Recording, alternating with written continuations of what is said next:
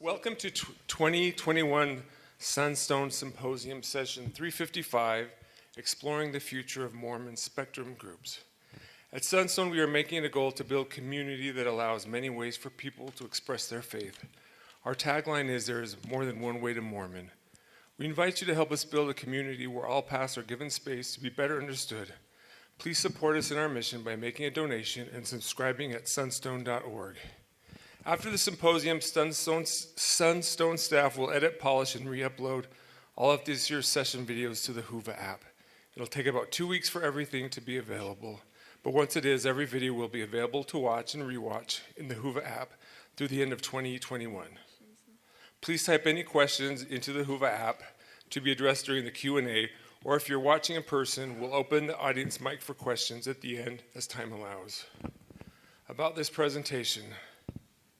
As a reaction to stifled Sunday school lessons and limited opportunities for processing faith shifts, various groups across the country have formed in efforts to elevate doctrine, process pain, make deeper connections, discuss approaches to spirituality and religion, hold stories of transformation, and support greater authenticity in spirituality. Some groups have years under their belt, while others seem to fizzle after the participants process their Mormon journeys and move on to other paths. This panel will discuss the future of such groups, what makes them last, why members join, why members leave, and where they go after their experiences with Mormon spectrum groups. I'll take a minute to introduce our speakers. First, we have Anthony Miller. Anthony is a business owner and education specialist with graduate degrees in business and in financial services. After a lifetime of faithful LDS activity, Anthony traversed an acute faith crisis that began after stumbling across the Gospel Topics essay in 2016. While searching for resources to support his adult gay son, Anthony frequently contributes to progressive and post-Mormon communities online and in person. He created and co-leads Mormon Spectrum, Yellowstone County, and he blogs at unpackingambiguity.com. Ryan Williams. Ryan is a practicing internal medicine physician in Boise, Idaho. He and his wife, Lacey, host a Rainbow Circle group and have created and co-host a post-Orthodox LDS group in Boise, Idaho with our friend Brittney Hartley. His oldest son is serving a mission in Chile. Brittney Hartley is the author of Mormon Philosophy Simplified. Here is Brittney. And is a doctrine student in open relational theology with an emphasis in the future of religion. She created and co-leads the post-Orthodoxy LDS group in Boise, Idaho.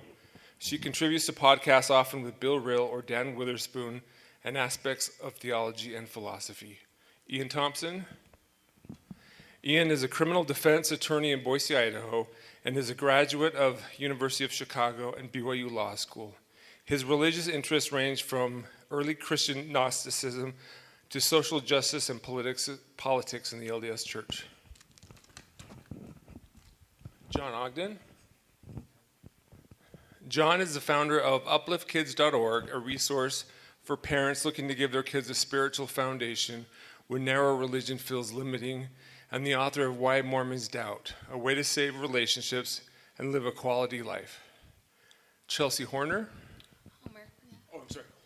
You can call me whatever you want. Oh, you're right. Homer like Homer Simpson.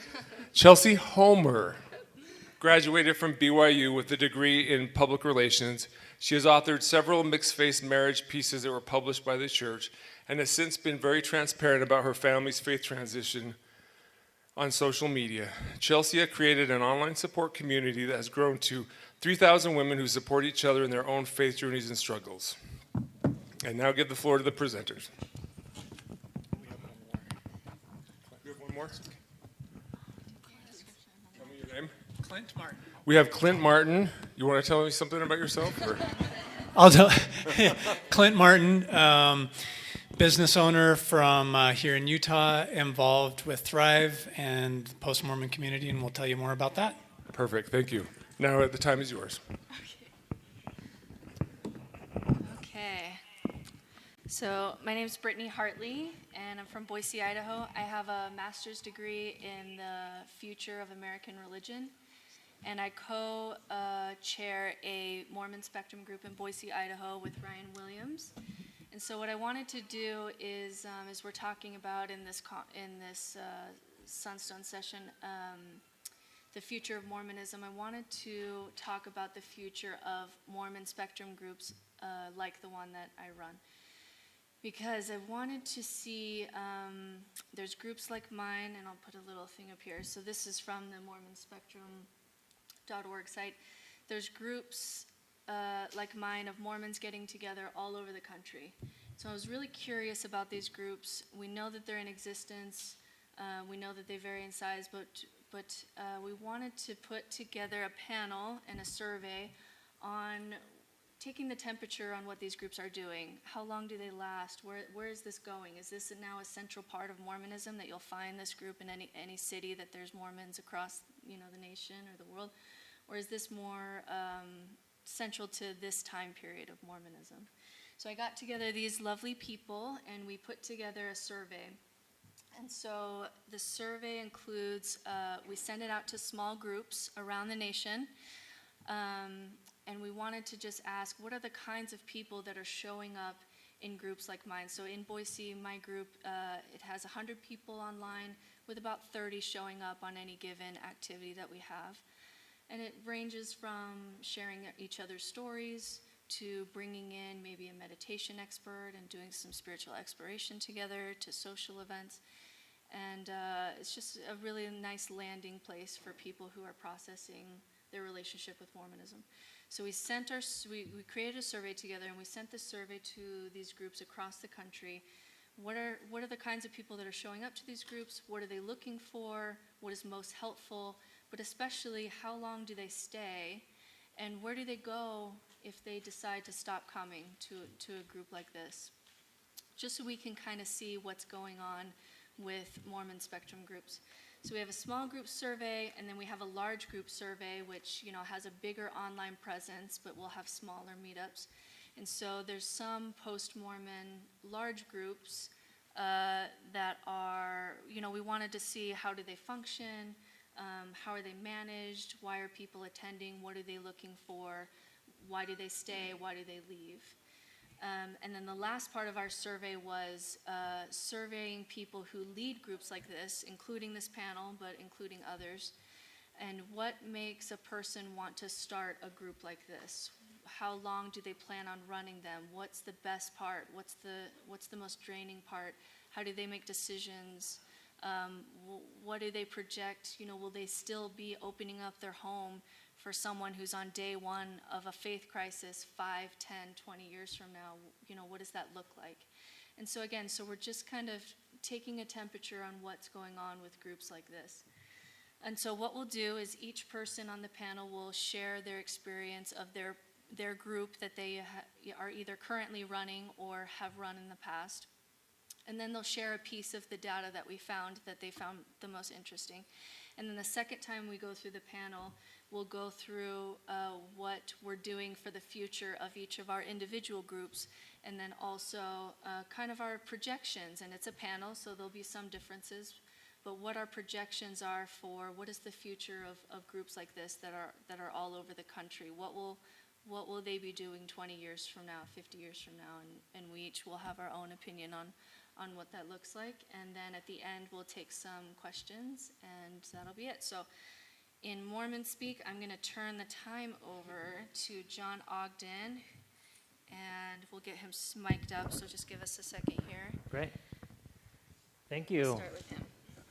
So I run a group in Provo, Utah. It no longer exists right now, but I ran it for 3 years, and it started kind of a standard Mormon Spectrum group, and it morphed over the time to be more about developing virtues and values, and then it even morphed once again into a Lower Lights chapter in Provo, which is a mindfulness community. And so that was kind of the life of that, with a place where we're meeting shut down because of COVID, and so we weren't able to adapt very well because of that. But that's just an introduction to my group. And then I wanted to cover the group leader survey data. So the first survey that we sent was to us, and I was just asking, why did we start our group? Questions like this. And so you can see here that people said they started it selfishly, they wanted community, they felt alienated, they wanted support, and then what are your biggest challenges? Not being able to meet everyone's needs. People's needs change over the course of the time that they're together. At first, they want trauma bonding, and then it changes over time as they spend more time in the group. And so it's hard to meet everyone's needs. Then another challenge is prep time and general promotion and getting time away from family. And then these are just a few of the highlights that we have here. What is the most rewarding part? Helping people who feel not so alone, friendships, talking about interesting and important ideas. So that's the section. This is the section where we're talking about group survey data. And I forget who I turn over to next. So Anthony. Anthony. Yeah.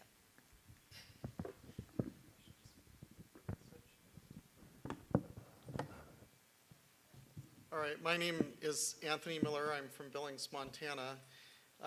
We started meeting, and we initially created a Facebook group. And what I did is I looked to see what other groups were doing that I perceived worked well or didn't work well. And I felt it was really important that our group have a very strong privacy level in terms of people not being able to know who was in the group or what was talked about in the group. And so the way we set things up is we have a Facebook entity page for our group, and then we also have an invitation group that people can find us. We're listed on the Mormon Spectrum in-person meetup map website.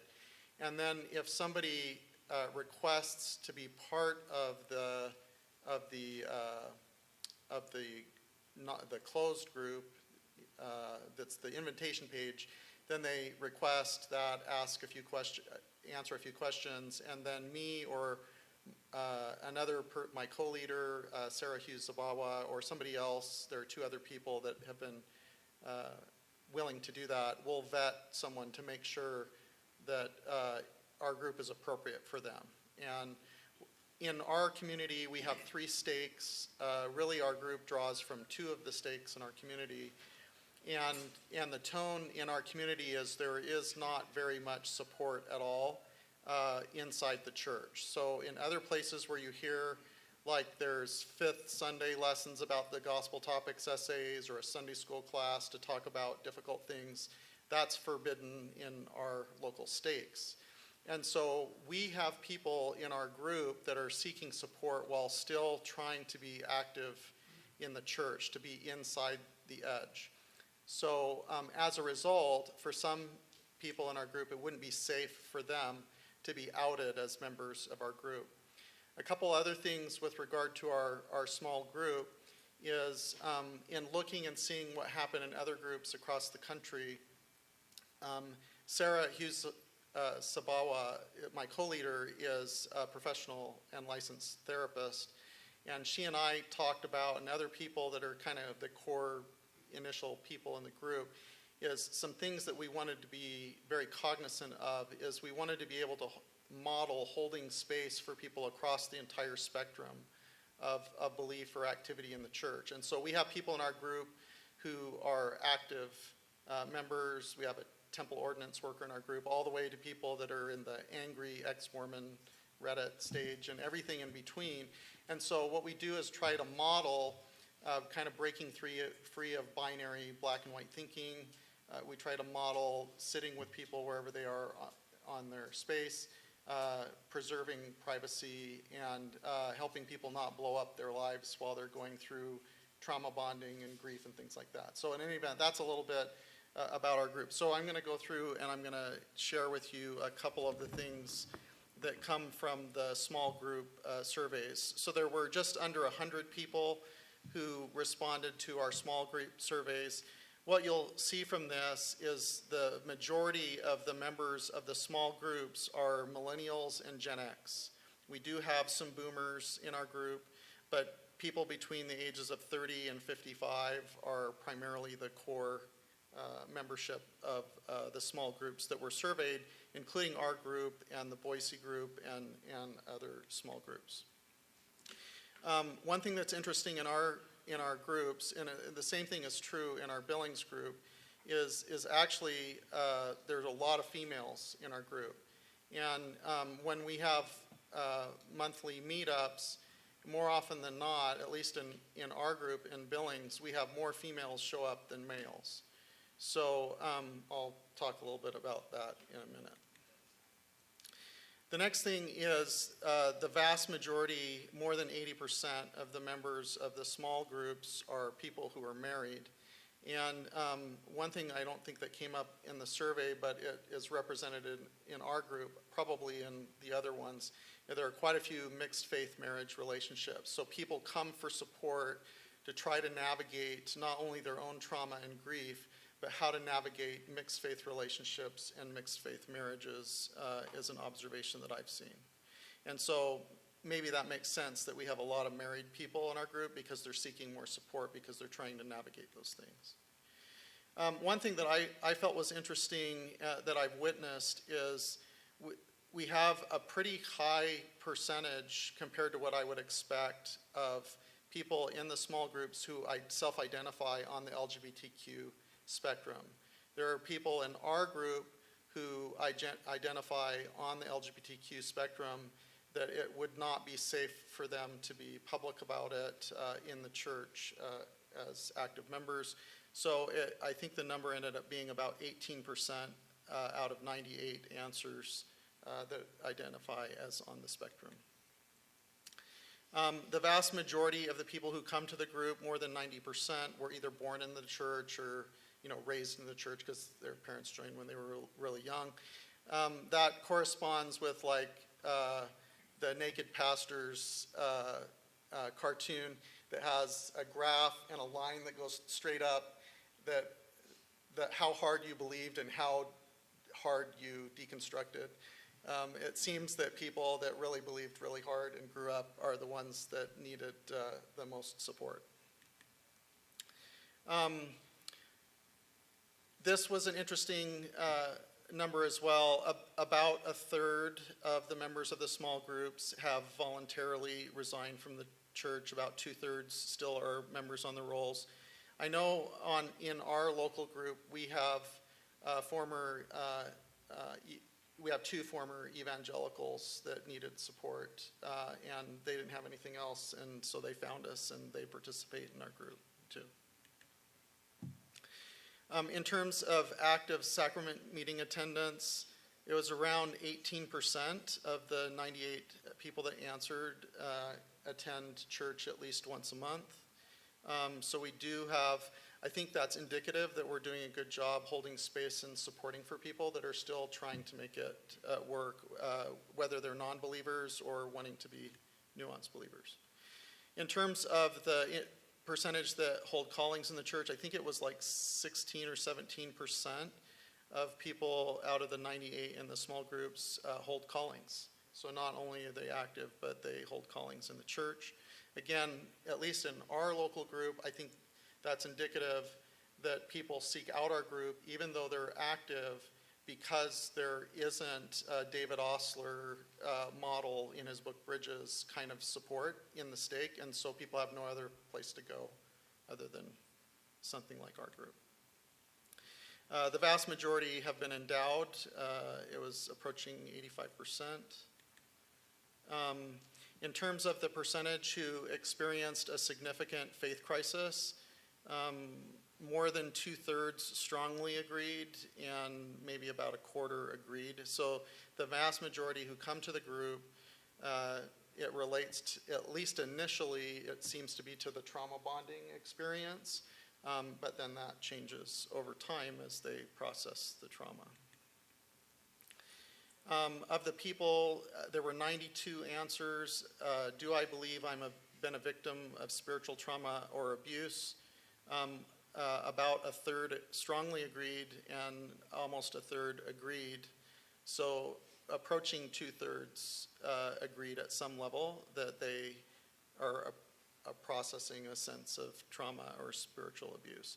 We do have people in our groups who don't agree with that, and so they come to our group for a different reason. We have one person in our group who went through an existential faith crisis while a college student at Utah State University and had zero support, and her experience in our group isn't because she needs support through grief or trauma bonding. It's just very healing to witness something that would have been really meaningful to her if that existed when she went through her experience, and she's a really important part of our group. All right, next, Ian. So my name is Ian Thomson, and I participate in a few different ways. I ran a small in-home, what I just called a discussion group, for about 3 years, probably 2014 to maybe 2013 to 16, somewhere in there. And I'll talk about that a little later on, how it sort of fizzled. But it started as members of 2 adjacent wards, a couple elders that were going through what I would call a pretty acute faith crisis, and a friend of mine and my suggestion was, why don't we just get together and talk about some of this stuff? And that's how. So it just very organically started with just 5 or 6 of us, and it never really grew past maybe 15 at a time. It remained pretty small. And just because of the dynamic of how it started, it always remained about 70 or 80% male, because it was just word of mouth. We had absolutely no online presence or anything like that. It was just folks that we ran across who we thought might benefit or might be interested. They were invited. And how that worked out in the end is basically everybody worked their way out of the church. I did not. I'm still kind of an every Sunday attender, consider myself active. But there's really, of those 15, just a couple of us that really would consider themselves to be active. And I'll come around at the second time around and make a couple observations about that. But largely, the discussion group I saw as a way of processing, I guess what Anthony would or the surveys would identify as trauma or being misled, the grief. I mean, people that were just really all in, right? We had the one guy that started was his ward's elders quorum president at the time, and so they were just all processing what in the world was going on, things that they were learning, and things like that. And so that's I think that's why I was invited on this panel, is to sort of share that perspective, because it was sort of an intimate, by invite only, in home, no online presence discussion group. And I'm also a moderator at Waters of Mormon, which is about 2,500 members on Facebook, so very large. And we describe that as those who have a desire to remain constructively engaged in Mormonism. So it's really not for people who are either intentionally working their way out of a church or have already left the church, but advertises itself as a support group on Facebook. And then I'm an administrator of a smaller Facebook group of about 50 that's by invite only, that is living at the edge of the inside. I mean, they're sort of people who are attached to the church in some regard, but I describe it as low angst. So not really a place for crisis or processing trauma. It's folks who, for whatever reason, in their own journeys have moved beyond that or find themselves in a different spot for the long term. And so those are sort of my 3 intersections with these types of spectrum groups. But I did want to sort of talk a little bit about these small in-home discussion groups, which I think can be modeled anywhere. I mean, you don't need to be living in a city with a stake. It could be as small as a ward. So I broke down the topics in the small group survey into a couple different sections. And the first one, we had some, along with Anthony's demographics, of those who are participating, or at least responded to our survey, in these small groups, like how long have they been around?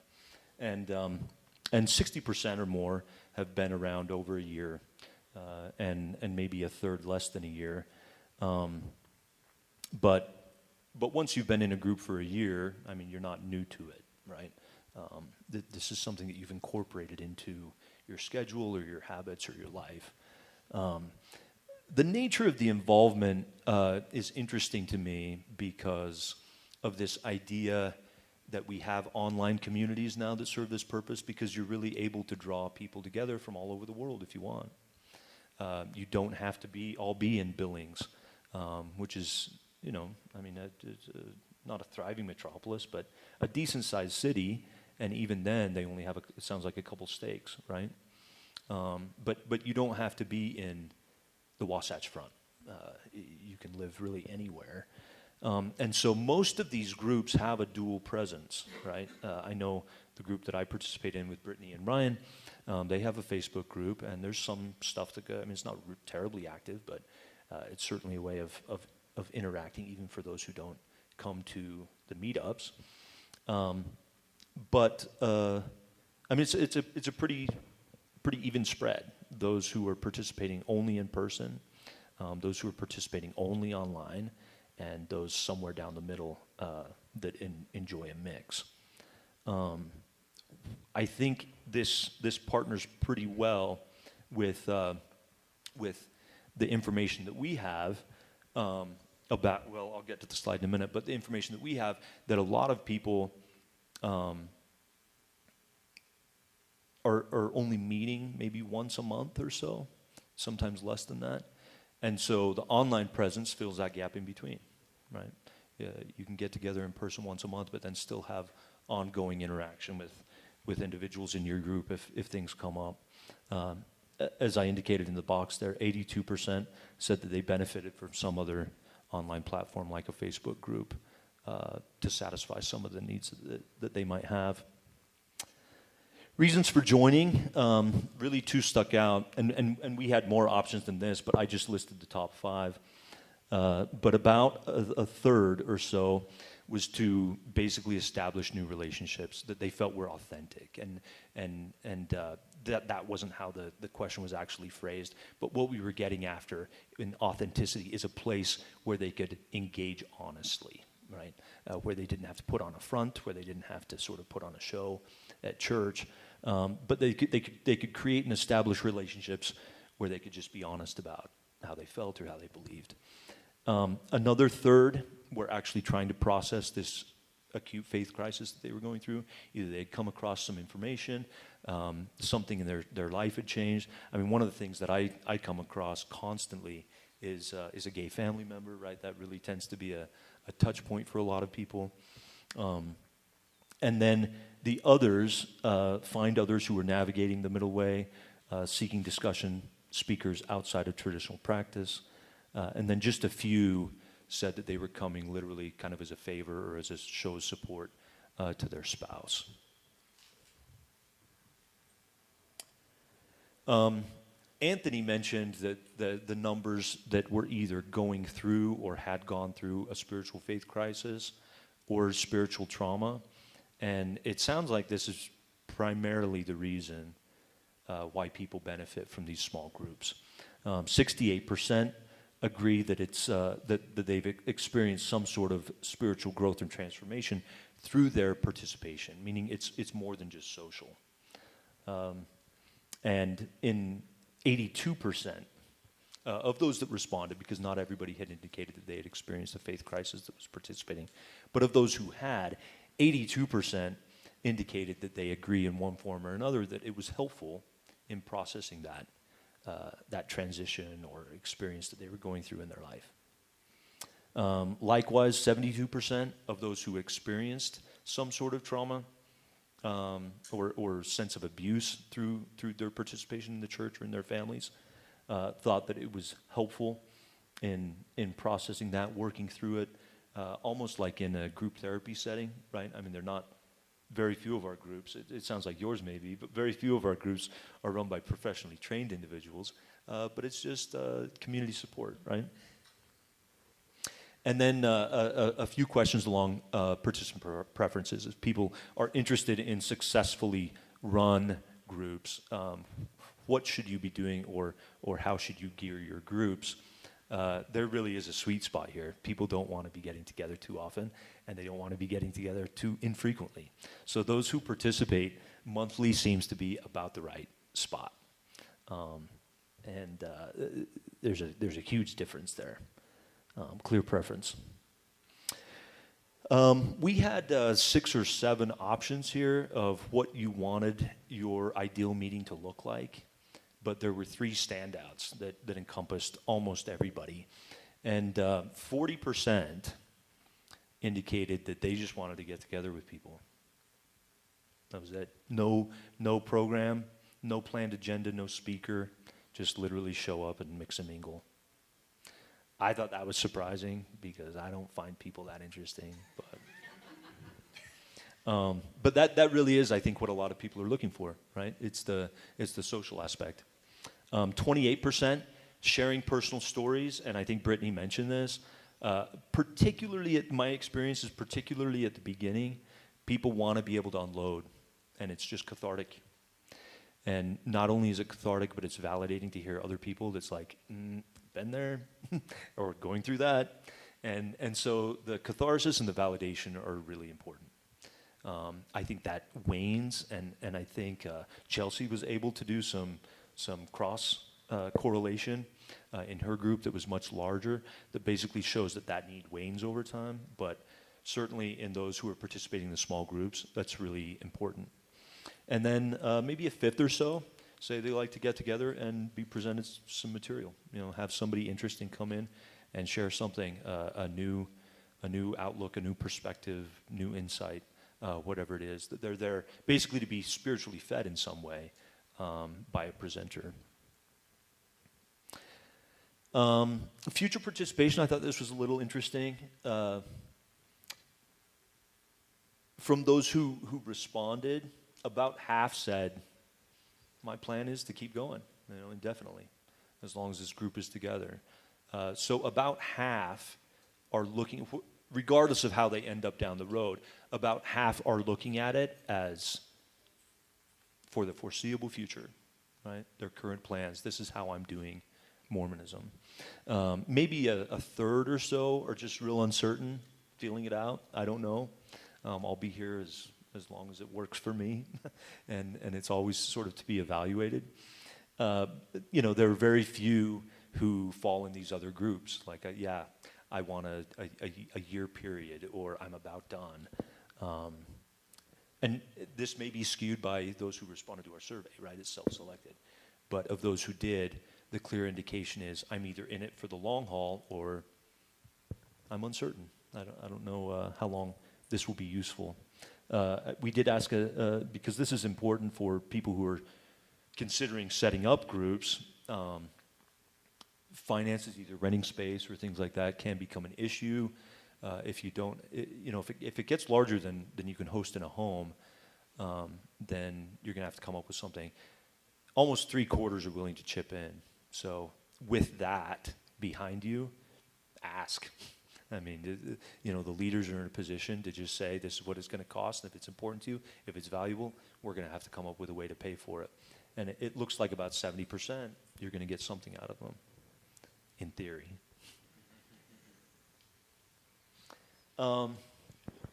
So this was interesting to me, surprising, I guess, because from my own experience, I thought people leaving the groups or their participation waning would be the result of their not being in need anymore.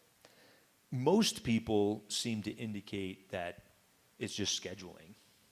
And what that means to me, I mean, everybody does what's most important to them, right? And so when somebody answers that way, it's not literally their schedules are more busy than they were a year or two ago. They have more to do. That may be true, but unlikely. And what it says to me is that it's just become less of a pressing need, right? And so when they have other time commitments, it just means other things are sort of winning out when you're looking at your week and how to divvy out your time. But I think that's an indication of people sort of processing it or making the individual relationships that they need or are valuable and can carry on, and then doing that in a different way. There are very few who are just going to say, yeah, I outgrew it. I don't need it anymore. Or the 10% who said, I found another community or something that serves this purpose but better meets my needs. And then we did have a COVID question, but it doesn't sound like, at least from our group, that COVID, the small groups, that COVID had affected attendance very much or their participation. I'll turn it over to Ryan, who's my current group leader, my guru. Thank you, Ian. It's overwhelming. I'm Ryan Williams, co-host the group with Brittney.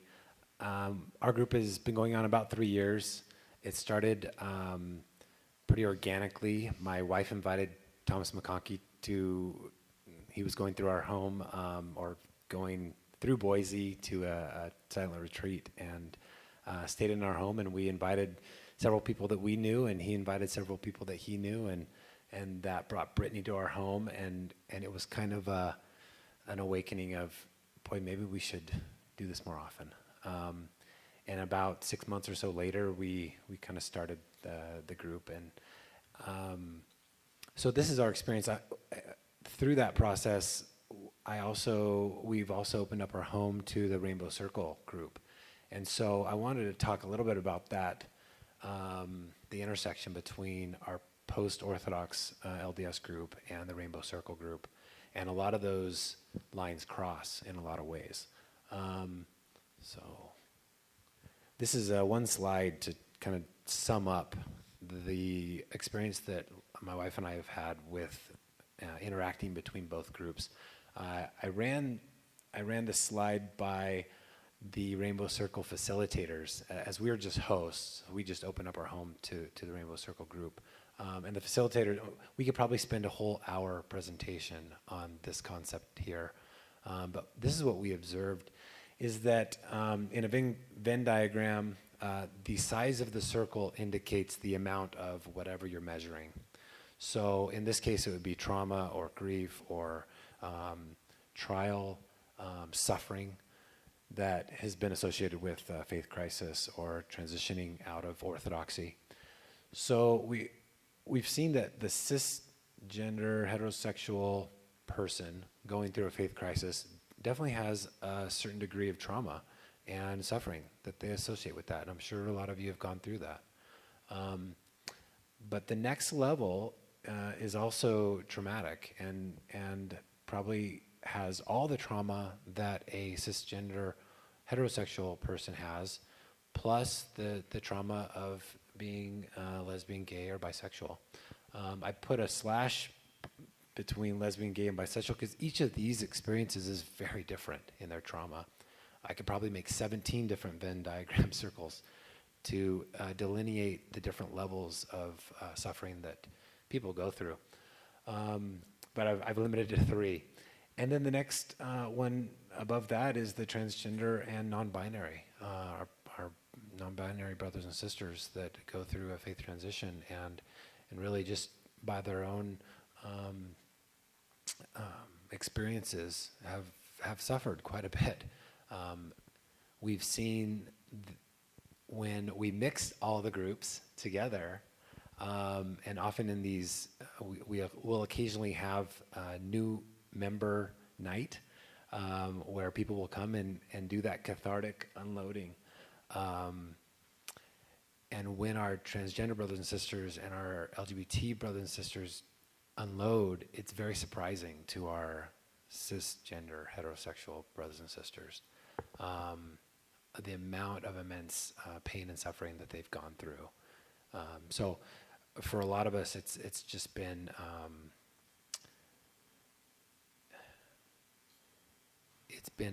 an opportunity to sit with those that we may not have direct interactions with and feel their trauma, their suffering, and suffer along with them. So it's been very beneficial. So I'll go to the next, and obviously if any of you have questions about that process at the end, we can ask. Next slide is, my assignment was to evaluate the write-in responses to the survey. And I love the write-in part of the survey because you really get the feel from people of why they answered what they answered. And so this is broken down into the favorable experiences and then unfavorable experiences. And each section has themes associated with them. So the first theme is community. And those are experiences in the group, not in the church, right? That's correct. Yeah, experiences in the group. We haven't had a share your most favorable experience in the church session yet. We did with John yesterday. That was really good. So the first kind of group of responses was about community. So this is it has been so meaningful to have conversations with people who have struggled and experienced pain and trauma around the church in similar ways. Laughing and crying together, feeling community and mutual caring. The friendships and community, the sense of love and understanding. And regaining community, that was a prominent theme. Next, meeting types and speakers. So this was a part of the favorite experiences, just hearing other transition stories. So that was a type of meeting that we have. Listening to the Givens and the Sufi night. So we had a Sufi mystic come. And then I like hearing from the Givens. The speakers draw me in. Now you'll see some of these themes pop up in the negative experiences as well. So we're not going to satisfy everyone's needs, of course, but that was interesting to me. The last section is support and connection, supporting others at their disciplinary council, supporting Leah and Cody by attending their trial, seeing a friend from my ward. This came up a few times, right? Seeing a friend from my ward join who I hadn't known was on her way out of the church. It's like, oh, you too. And they show up at the same group, not knowing each other. And then seeing others I recognize from past wards enter into the group. I think it is interesting. We attend church with our neighbors and our friends, and we sometimes never know what each of us are going through. And these groups kind of bring that out in ways that there are a lot more probably than we think. So now for the negative, the least favorite negative experiences. And this is kind of, I see this as the shadow side of the groups. There is the union, pros and union cons, the positive and the negative. And you're not going to get one without the other. So this is the other. And men, get ready for the negative. So disrespect. Occasional comments that don't respect others, very rare. Sexual innuendos by men. Too much posting memes and disrespectful jokes in the online group. And the level of hate towards conservative values. Next one. Duration and type of meeting, and this is the flip side of the positive. Long nights of people sharing their stories. It was sort of like a reverse testimony meeting. Like those youth testimony meetings that go on and on and on. This is the reverse of that. I'm not a fan of Mormon apologetics. I feel it's almost more manipulative and disingenuous than what top leaders say. Therefore, I struggle with inviting the Givens to speak.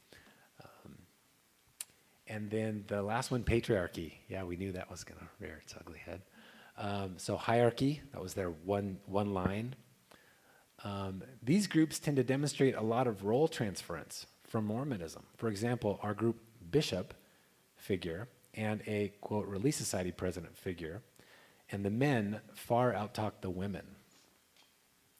And you can take the man out of the patriarchy, but you can't take the patriarchy out of the man.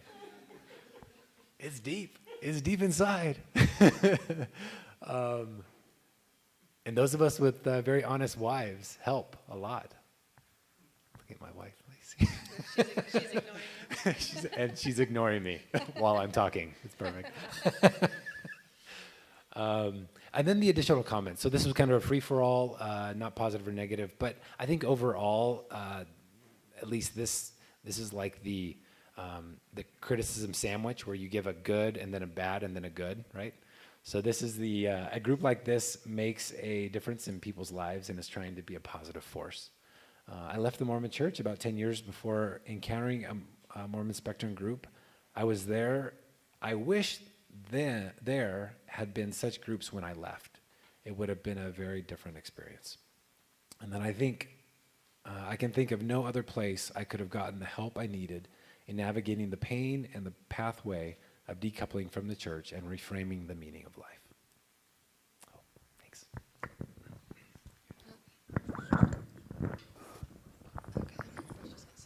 Okay. Oh. Yeah, on the note of patriarchy, I'm going to talk about Faith Journey Meetups. I started that group. It's one of the largest support groups for women and non-binary individuals. Let's see. Okay, so it started 2 years ago today. I just realized that this morning when I was looking up dates on Happy anniversary, yeah. It started with 20 women in my home. I had posted a few days earlier. I was in my bed, and my husband and I were about to go to sleep, and I was just telling him how lonely I felt. He had left the church several years before that time, and I was gripping to the church just by my fingernails, just for community purposes. A lot of the truth claims I've deconstructed and stuff, and I just was at a point that it wasn't sustainable, and I needed somebody.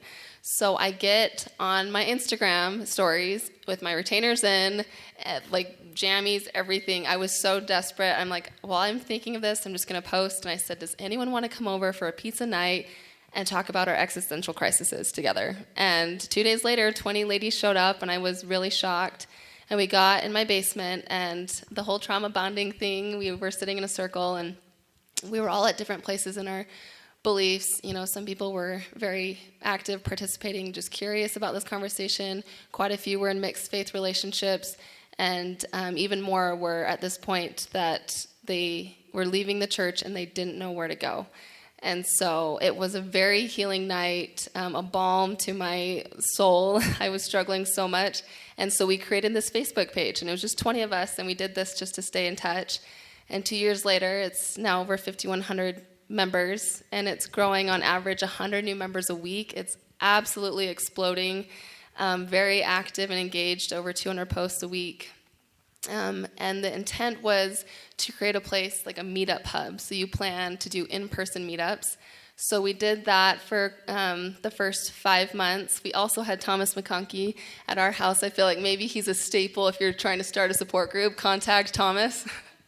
But my husband and I moved out all of our furniture in our house, and we just jam-packed 100 people in our home. And anyway, it just started to get bigger and bigger, and then COVID happened. And so the group became solely online. So now it's kind of a hybrid of an online sounding board and also a meetup hub, but it's now no longer exclusive to Utah. So it's all over the country. So that's actually been a really neat thing to evolve. Let's see. Okay, so the survey, we had just shy of 600 responses. So this is a large group survey, and so I was able to break down some of the data a little bit. So here, this is the purpose of joining the group, and I wanted to see what that looked like by age. So I don't know if you can read, yeah, I guess you can read all of the text on the screen, but to process my own faith crisis, that was over 347 responses, so by far the largest across all demographics. And then building relationships was the second most likely response. And then this spiritual discussions and speakers here at the end, it's 55 and plus, had a preference for that, which we can go talk about that in the next slide. Let's see. Oops, I flipped this around. Okay, so what type of meetings? So this was probably the most interesting question for me as someone who spends a full-time job planning these meetups. Sharing personal stories, by far the most valued. And I've noticed even in situations where we have, like Lindsay Hansen Park came and spoke to us last month, to 200 of us, and no matter what is planned, the next 2 to 3 hours will be women sitting and sharing stories. So stories is always incorporated in every single meetup. But then I noticed the younger demographics, so 54 and younger, preferred the unstructured social gatherings, where the 55 and older crowd did not. And they scored a little bit higher on the guest speakers and then the topic-centered group discussions. So I thought that was an interesting observation. Let's see. Oh, I keep switching this around. Okay. Am I on the right one? Oh, and then the type of meeting based off group tenure. So this is what Ian was talking about, how long you've been in the group and what you prefer to come to. And so again, sharing personal stories is the most preferred answer. But the longer you've been in the group, the more you prefer the unstructured social gatherings. And I've noticed that, it's just you want to center less on your trauma and more on friendships and establishing community outside of just your beliefs. Let's see. How often would you like to meet? And again, monthly. And I thought it was interesting, even people who have been in the group longer than a year, 2 years, still would prefer monthly. So monthly seems like the hot spot to meet. Oh, did it go to the next one? It's not popping up on my slide. Okay, and so Ryan covered this really well, this LGBTQ group members. So we had, let's see, I think we had over 100 people out of 600 identify as queer in the group. And I thought this was interesting. This second graph over here is the purpose of joining the group. And there's a higher percentage of queer members who joined for the purpose of building relationships and friendships. And I noticed we had a meetup in my backyard 2 weeks ago hosted by the Peace Out podcast, Sal and Lena, and it was focused on deconstructing sexuality and Mormonism.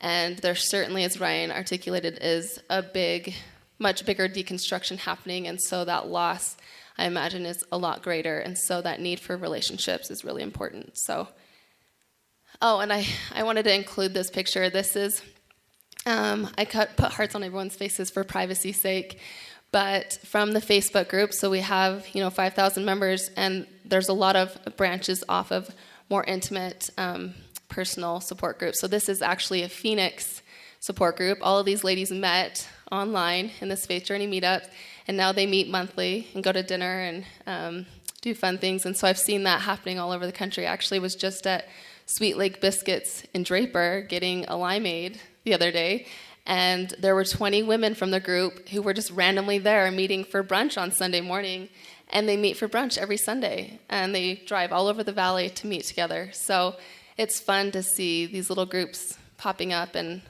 you can really curate a really nice, intimate group based off proximity or hobbies. There's hiking groups, book clubs, and anyway, it's a really cool thing. So I think that's... Okay, my name's Clint Martin. Good to be with you here today. Thrive came out of a lunch meeting with John DeLynn, so you never know what might happen when you have lunch with John. He said, hey, we really need an ex-Mormon or post-Mormon conference. And I said, well, do you want us to help with that? And he said, sure. So here we are. That's turned into a bunch of support groups, and it's really turning into a community also. It's interesting to me as we have these events. Our biggest event, I know some of you were there because I saw you there, was in November, and we had 1,700 people there. It was at the Salt Palace. And just to hear about the connections and the explosion of energy and the comments that I received after was just amazing. So, we're committed to just keep making it happen, just providing the format and the place where people can come together and talk and grow. And, like Chelsea is saying, just to see these little groups of people form up.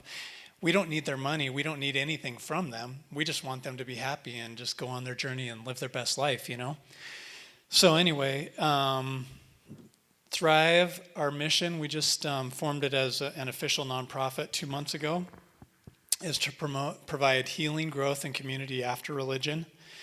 And just because of my business background, I want to figure out a way to make systems-based solutions to having that happen. So, I come at it from a business perspective. Obviously, it's not for money. We don't ask for money. In fact, we hadn't even taken donations, but at some point we may.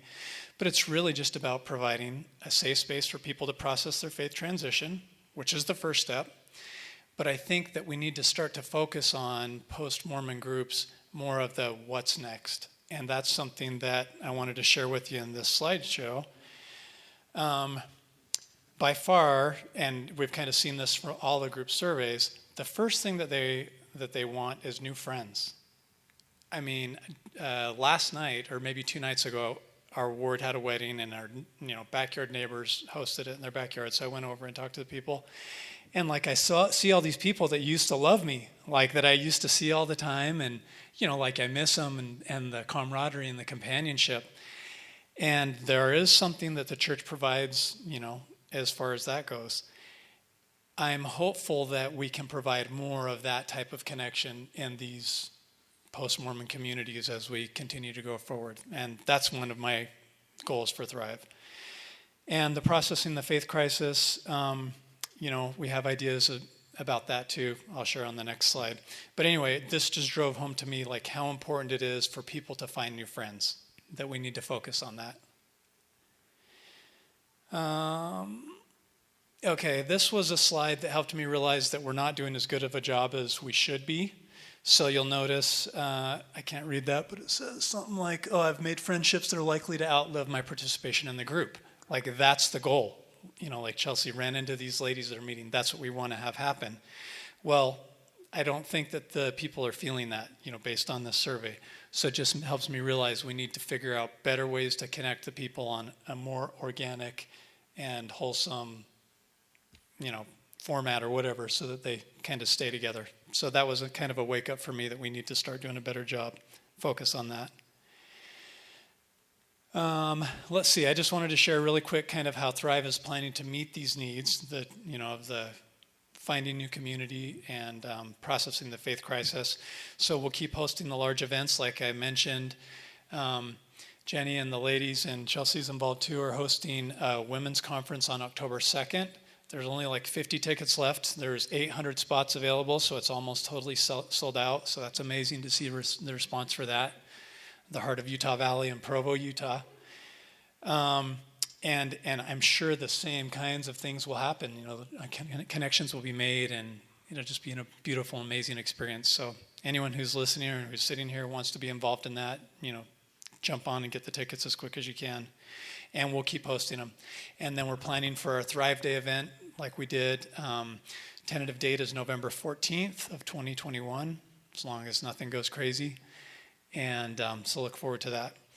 The other way that Thrive is meeting the needs is by these small groups. We have something similar to Mormon Spectrum. We have about 50 groups around the nation, that host in their homes and provide, kind of support for people in faith transition. And another project that we're working on is like a learning management system, like a self-guided faith crisis. So just imagine like a online driver's ed for a faith crisis, something that can kind of set benchmarks, metrics, and help you to understand what a faith crisis looks like, what some of the milestones may look like, and how best to process it, and kind of help frame some of your expectations. So that's something that we're looking forward to. And I think that's it for now. Okay, and someone who wasn't able to be on the panel today but was with us as part of this project was Allison Udall. So she runs MormonSpectrum.org. And so I wanted to just kind of ask her what was her, just, if she were to say something on this panel, what would be her voice. And so the website is still running. And so what's happening now is each city, so I'll take Boise, for example. Boise has 5 groups that are on the website, the MormonSpectrum.org website. I know that only 2 are continuing to meet, so 3 are dead. And so what's happening on this website is, you go on to create a new group because you've organically found a community or you have something online, so you put it on there. And then, but if they kind of fizzle out or die, it stays on the website. So there's more groups. It appears to be more groups on the website than are actually meeting, which leads us into what we wanted to really talk about, which is what is this, as we're taking the temperature of these groups, what is the future? What does it look like? So for me personally, for my group that I run with Ryan and Boise, as we're moving from trauma bonding to the what next, instead of meeting monthly, which is a really heavy, load on us, we meet in Ryan's home, it takes a lot of energy, it takes some money sometimes. Instead of meeting monthly, we're going to be meeting kind of for a spiritual exploration quarterly, and then in between just doing Sunday morning, I'm going to be at Starbucks. Does anyone want to join me? That kind of thing. So we're moving from our trauma bonding that brought us together to the what next, which is occasional spiritual explorations together with more social time together. And that's kind of the future of just kind of our group. But as far as in general, my take on all this, and it's been so interesting as we've done Zoom calls together to kind of see what everybody's doing in their group and what's working and what's not. My sense is that the larger groups, so Clint's group, I think is going to continue. I think it's going to grow. Chelsea's group, which is a group that has a really active online presence. You have women posting every day on the Facebook group and then doing meetups. I think that's the future. I think those are going to be really strong moving forward, where you have large groups like that doing, attending to post-Mormon needs. And I think that what John's doing with Uplift, which he'll talk about, where you're putting together a curriculum for your family and you maybe find other families and make a community, I think those are the future. Now, us four in the middle here who have kind of a 100-person, 50-person group that kind of started out with trauma bonding, I think in 20, 50 years, those will go away. I think that those are specific to this generation, this kind of 30 to 55 age group who grew up with a certain kind of Mormonism, got a little bit of shock with the internet and everything, and had to process that journey and that transition and needed to do that with other people. And I think when I look at the kind of Mormonism that the 16-year-olds are growing up with, when they're 35, they're not going to need the same kind of group that we all needed at that age. And so it's just kind of so as I'm watching this, I think the online groups and even the Waters of Mormon that Ian moderates, where you can do a lot of this, I think the strong online groups, the large groups that are doing small meetups, I think that's really the future. But I think the really small trauma bonding type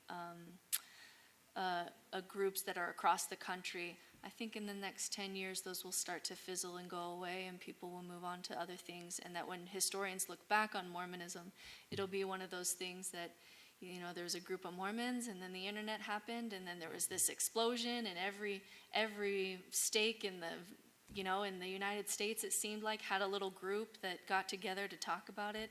And I think that's going to be particular to our time period. So that's my kind of group and my opinion going forward, and we'll just go through the panel and kind of share what we're doing. And John, you can go next. Yeah. Sure. Thank you. Great. Yeah. So I think the future is unknown, but my hunch, yeah, safe to say, yes, I'm absolutely right about that.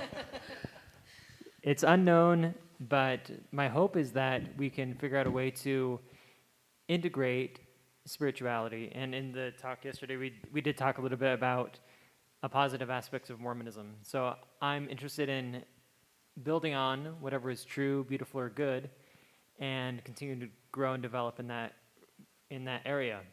I'm also very interested in, is it possible to expand beyond groups that are only for adults, which I think has a very useful purpose and I think are needed. And I'm curious if there are ways to integrate groups for all ages.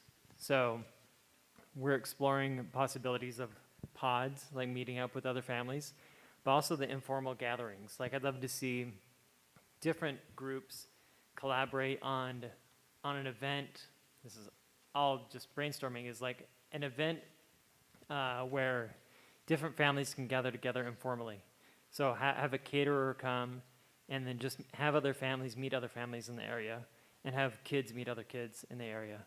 So those are just ideas that I'm exploring, all with the goal of kind of listening for what's needed all along the way.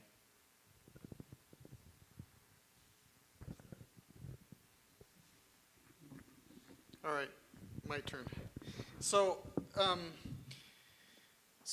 my sense is that there's been this exponential awakening because of the internet and because people who are processing a faith transition they feel more supported to talk about it publicly now compared to in the past. And so my sense is the result of that is, my speculation is that during the next 10 to 15 years, it's quite probable in main places where the church has some strength, like Utah, Idaho, our local stakes in Billings, Montana, that as many as a third of current active believing members will probably go through some form of faith transition.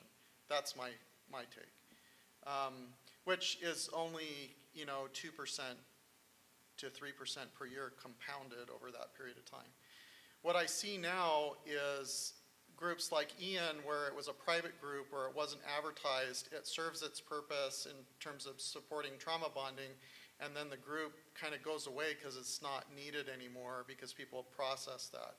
With our group, we're continuing to grow by more than 20%, 30% a year, and because we continue to have new people come into the group, I think that we'll continue to last for a period of time as long as that's the case. The problem is, and I think Ian could allude to this in terms of the Waters of Mormon group, is for the vast majority of people who process some sort of faith crisis or trauma or grief, once they process it, most of them aren't going to live on the inside of the edge of activity of the church. And so what happens, like for example with our group in Billings, Montana, is that makes it feel less safe for people who are new in the fresh stages of faith crisis if they come in and they see that 80 or 90% of the people who have gone through what they went through ended up ceasing activity in the church because it was unhealthy for their situation. So that's a challenge that I think that we'll see over the next decade or more, is there'll be a lot of new people, but these support groups will largely, to the extent that they continue, will largely be populated with people that maybe don't feel safe for the people that are new, and that'll be the struggle. Where I tend to have some agreement with what Britt's prognostication of the future would be, is I think that over time, as there are more, call us pioneers, there'll be more mentors in the community. And so the more and more if Billings, Montana has, there are 2 stakes where our group is, and there's actually a 3rd stake that we don't really have any members from that stake. But if over the next 10 years, there's 1,000 people that go through a faith transition, there are some they're gonna be able to go through it and not blow up their lives and reconstruct meaning and relationships. So there'll be an increasing number of people who can be mentors for people who are going through that. And maybe that involves a group like ours, or maybe that kind of thing becomes less needed because there'll just be more people in your community who can, and more family members, because faith crisis is contagious in families, apparently. I mean, that's what I've seen.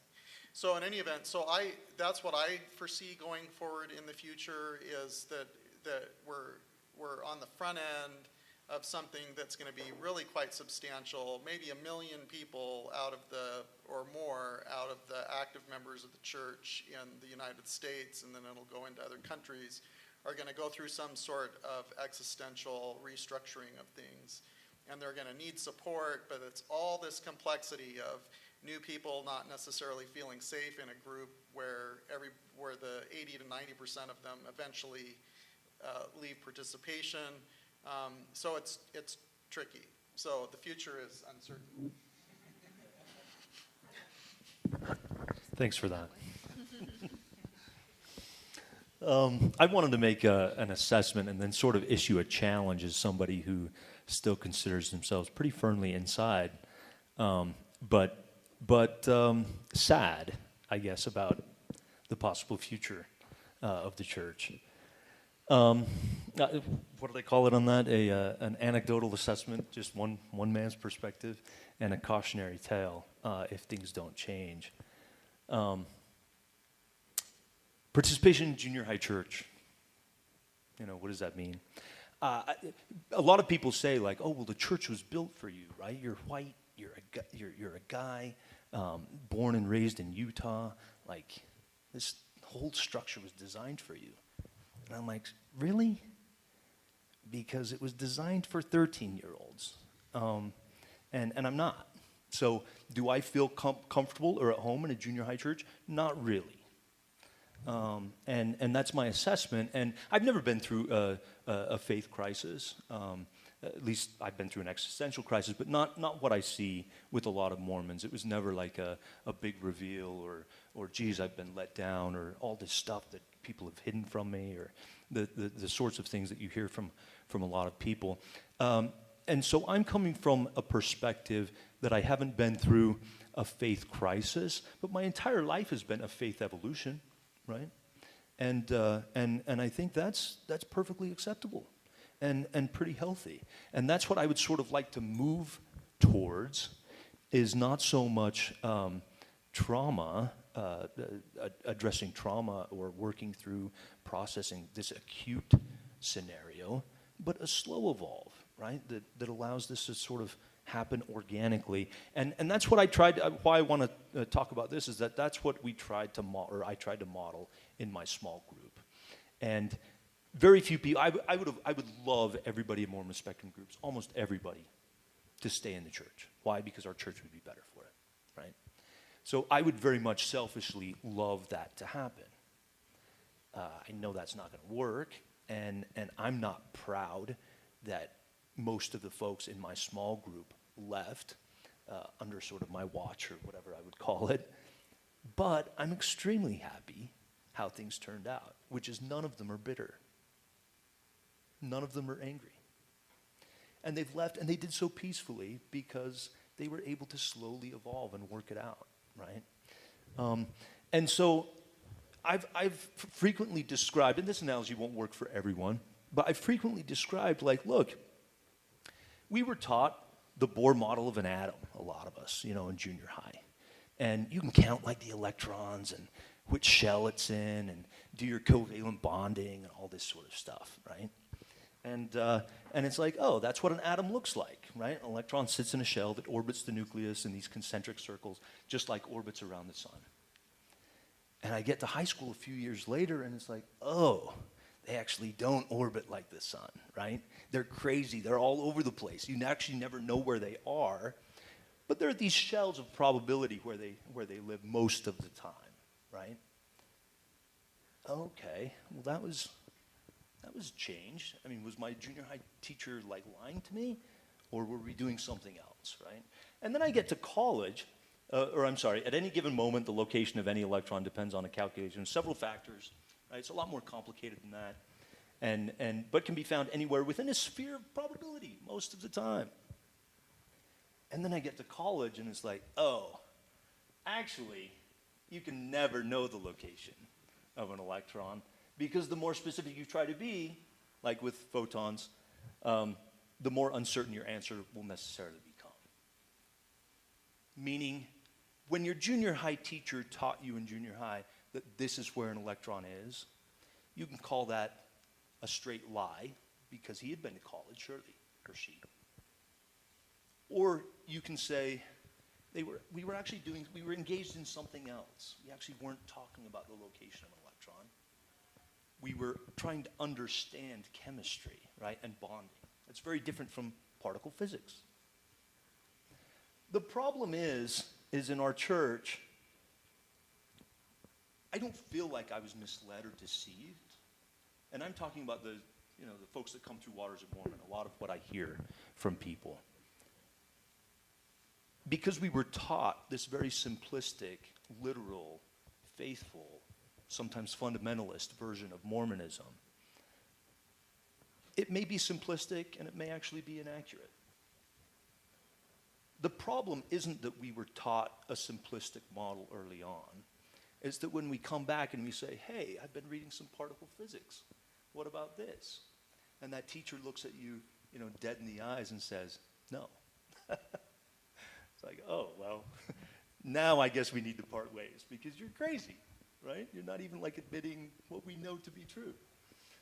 And that's the problem, I think, is this resistance to an evolution of our learning and our faith and our understanding. And the church, oftentimes, folks in spectrum groups, I should talk about, not the membership generally, but folks in spectrum groups, the church, from their perspective, insists that their members operate from this Bohr model of an atom, right? That's actually inaccurate.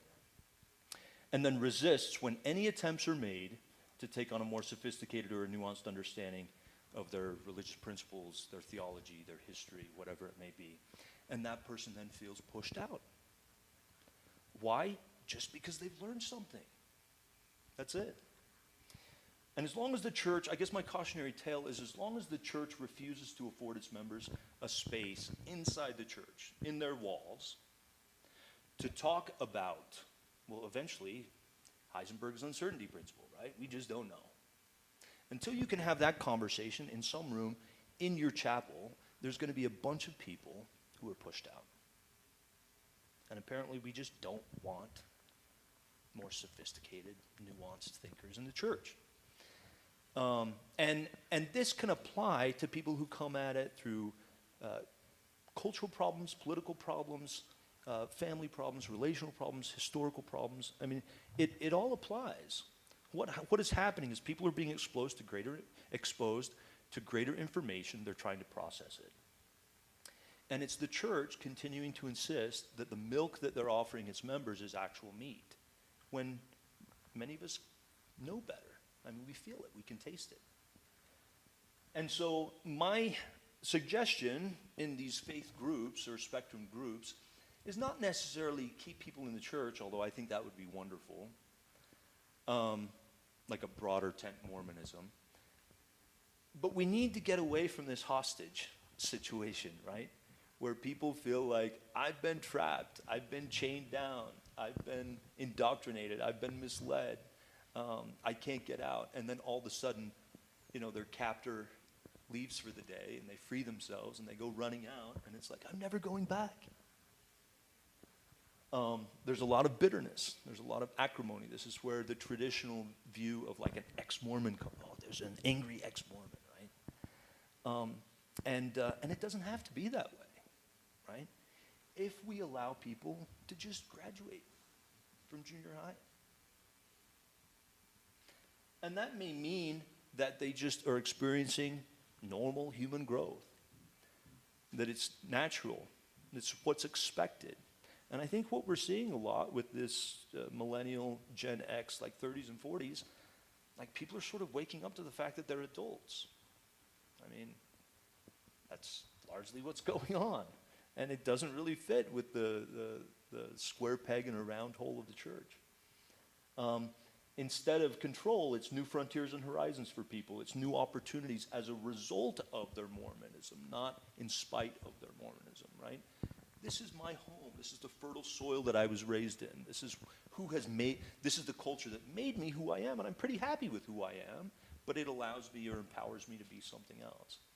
And we can celebrate and be grateful for our experience with Mormonism, whatever that looked like, and find something that it will lead us to that may be better. The big difference is it allows that person to engage continuing in the church if that's their desire. Whereas I don't think the prior one really does. It's going to be necessary for that person to separate, to create healthy establish boundaries and stuff, to separate themselves from the church. And if we can get away from this junior high church, then quite possibly there's hope. And I guess I would like something like this in a faith spectrum group to be occurring inside the church instead of out of it. Oh, thank you. Ian, I think you killed Schrodenberg's cat. Yeah. It's dead. I looked and it's dead. Sorry. No, very good analogy. That's great. I guess I'll just, like 1 minute. I think my take, and I've thought about, it'd be so cool if all across the country and all across the world there were communities with a building that people met in once a week and that could discuss things like this. Like, that would be so cool and revolutionary. Where visitors were welcome? Where visitors were welcome. where they actually love people? Yes, that would be. Unconditional love? That'd be amazing. Oh my gosh. Yes. No, but I think as long as there's fundamentalism, as long as there's what some have described disavowed uncertainty, there will always be a deconstruction of the disavowed uncertainty, and there will always be a need for some sort of group like this, as long as there are fundamentalisms, and it's this dialectic. As long as there's theists, there's going to be atheists, and it's the yin and yang of Mormon fundamentalism and Mormon spectrums. And hopefully, and maybe it won't be the same people, right? But hopefully there will be a space for those on the margins. Whether it be inside the church would be ideal, or right outside. Would you clarify what fundamentalism is so people know it's not polygamy? Oh, right. Sorry. Well, I guess what I'm trying to say is a very held, a strongly held belief that without any nuance, that belief may be false. That's my personal definition of fundamentalism, and that disavowed unbelief is kind of at the core. That there may be unbelief there, but your psyche is not even able to look at it, and you fully disavow any unbelief, even though it's still there. That's my definition of fundamentalism. Sorry. Thanks. Okay, I'll be quick. I mean, the church is bleeding out. Like, I don't know how else to say it. I interface with hundreds of women every single week. And I am angry. I feel very lied to. I feel very betrayed. And I know I'm not alone.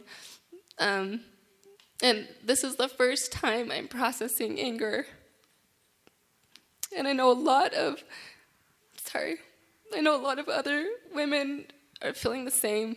And, we keep, as a moderator, I keep debating whether, because I keep getting messages from spouses like, can I join the group? I really want to join the group. And I'm just like, at this point, we're big enough that it felt safe enough we could open it to men too. But there's so much trauma enwrapped in this patriarchy and male presence. And so it's just such a hard thing. I don't know how to navigate this group because we're just not equipped to have these shifting beliefs in LDS families, in LDS marriages. I was not equipped to have my husband leave the church. Like, when those beliefs are so rooted, I'm not equipped to handle this myself. And I left officially like a year and a half ago, and I made that statement. I was so angry I cut all my hair off. Like, there's just so much trauma. We are just so trauma-filled. And I'm scared because I don't want to monopolize this traumatized community. We're just riddled with trauma. And I don't also, like Anthony brought up some excellent points that we're really struggling with because the group, the Faith Journey Meetup group, is probably 75% individuals who are navigating out of the church. And it is so hard because you want this to be a safe place for everyone, but there's also, where do you talk about the trauma? People are being disowned. No one has anyone to talk to. I cry about this every single week on behalf of strangers. We're just struggling, and I feel for the therapists, especially in Utah. I'm sure they're inundated with clients. We just don't know how to do this. And right now I'm just fully funding it, me and my husband, every meetup that we do. There's no sponsors. Like, I don't know, but it's just, people are craving this, and I've never seen it. Like, I will post about something, or someone in the group will post about something, and like 300 ladies the next day will be like, I'll be there. And it's just wild. Like, it's just this craving, but it's secret because nobody's told anyone in their family. And I don't know how to navigate it. It's just so heavy, but I do agree with Brittney's analysis. I think the level of orthodoxy equates to the urgency to be running to these groups. And as more and more progressive or nuanced people are having children and raising families, I think that will lessen some of the trauma and the need for these groups in the way that they currently exist. So I think the next 5-10 years will definitely still explode with people reeling from the trauma and not being able to have the language to know what's happening in their bodies and in their families. And I love what John Ogden is doing, like just equipping people with tools on how to raise families outside of the structure of an organized religion. we just don't know how to do it. I don't know how to do it. I'm just learning as I go. And anyway, I don't want to take up the time.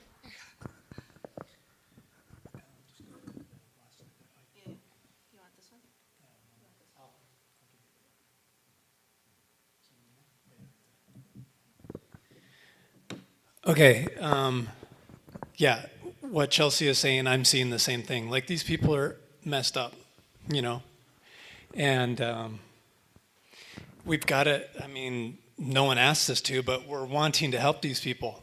And we've got to figure out the tools, we've got to figure out the way, because in my opinion, I agree with what Anthony's saying, there is going to be an avalanche of people leaving the church over the next decade. An avalanche. And so there's going to be more pain, not less. And we've got to figure out ways to be able to cope with it and make it better and put systems in place to help the people as they just cope with it. So, but Mormonism is not alone in losing their church membership. I had Brittney make this slide for me. So Gallup first did a poll back in 1937, and they asked Americans, do you belong to a religious institution? 73% said yes. For the next 60 years, it stayed about the same, right around 70%. But the last 20 years, we've seen a decline. And when the poll numbers were released in March of 2021, a few months ago, it was down to 47%. So just quick back of the envelope math, if there was 300 million Americans back in 1937, when they started doing this, 210 million would have been members of a church. Well, today it would be 140 million. That's massive loss. 70 million people that have converted away from our religion. So it's not just Mormonism that's cratering, it's all religions. Why? What's going on? And in my opinion, the society, sorry to make people emotional, I think that we're learning and growing as a society, and we're getting too intelligent for the stories of the past. And magical belief systems of someone in the sky are not sufficient anymore for our youth. We need to have more science-based, fact-based, but we still need to raise our kids in amazing ways. Like, we need that. So I think that we need to change as a society, and I feel like we're ripe for a change. I don't know why, but it's not just the Mormonism thing. It just feels our society is ripe for a change. We're ready to get rid of the guilt, fear, and shame that religion has used to motivate us over the last few millennium. And we're ready to find a way to still have the love and the connection and the growth, but without them beating us with the guilt, fear, and shame. I don't know what that looks like yet, but I want to try to help make that happen. So as we wrap up, I just love every person on this panel, and basically our collective answer is we don't know what the future of Mormonism is, but we are here with our labor of love to help the fallout and for everyone. And there's groups like ours all over the country. If you're not in one, find one. And if there's no one in your area doing it, then make one, because it's really, really transformational to find community wherever you are on the Mormon spectrum. And so whatever happens, there's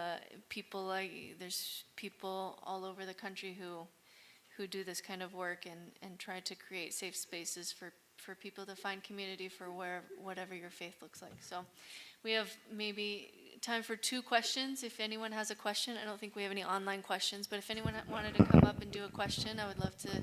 We do have a couple of online questions. One was awesome. If there's any groups in the eastern U.S., and then where can we find a list of all these groups? So mormonspectrum.org is a great place to start, and there'll be Facebook groups that you can go to. And there are, across the eastern seaboard, all over the country there are groups like this. And then if by chance you're on Facebook, you're looking for Facebook groups, you're looking on Mormon Spectrum and you don't see anything, we've all been the person who have looked around and said, there's something not here, I guess I'm going to do it myself. And so if you can't find one, be that person, because for all of us, we do this work and it's time and it's money and if it's effort, but we do it because it's just so transformational and it's so needed. And you'll find Ryan and his wife Lacey, they've become, best authentic, deep friendships come out of finding people in community. And that's something that every human needs on a deep level. Okay, so we just have a couple minutes. Do we have any? We have time for maybe one question. If you can speak in the microphone, please. I'm here from Community of Christ, so welcome everybody. We are one of these groups. One of the things that concerns us right now is the children, because when you take a child out of, especially in the Jello Belt, out of Mormonism, you have taken them from a community, and they need that community as much as we do. So if any of you have any resources or any ideas, please hit us up. We are looking for that ourselves. I'm going to give the microphone to John real quick, who is by far, both Ryan's kids, my kids, have been involved with what John's doing because it's been the best answer we've found for trying to, what do we do, how do we create rituals for our children, how do we talk about spirituality for our children. Every Mormon family that I know is like, how do I talk about this with my kids? And John is your guy for this. And I'm still looking for resources as well. Thanks for sharing that. upliftkids.org gives resources for parents who are looking to teach spirituality in a way that is loving and compassionate rather than shame and fear and guilt driven. And it integrates the best of the world's wisdom traditions alongside the latest psychological research. I personally... And fun handouts and songs and Yes. everything that you miss when you don't have a manual anymore. It's fantastic. Yeah, Can you say the website one more time? upliftkids.org. Upliftkids.org? Yep. Great, would like to thank our panel. Can we all give them a great round of applause? Did you have something more to say, Anthony? Yeah, I was just gonna say some of the most tender conversations that we've had in our group have been about raising kids, and about, particularly if it's in a mixed faith marriage.